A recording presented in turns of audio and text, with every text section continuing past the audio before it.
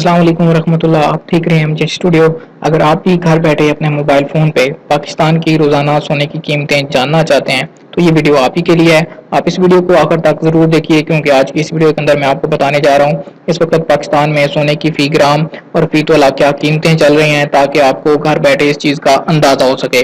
अगर आप सोना खरीदने का इरादा रखते हैं तो उससे पहले ये वीडियो लाजमी देखिए।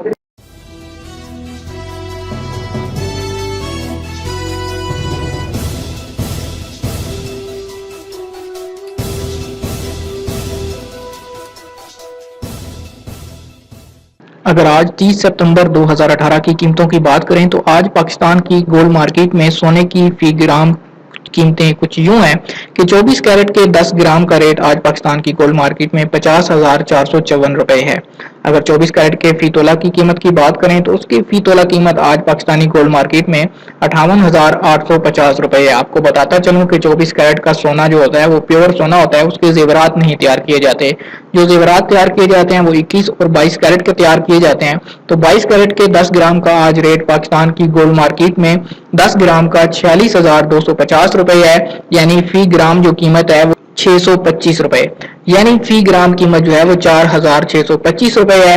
अगर 22 कैरेट जिसके अमूमन जेवरात तैयार किए जाते हैं उसकी फी तोला कीमत की बात करें तो उसकी कीमत 53,927 रुपए बनती है।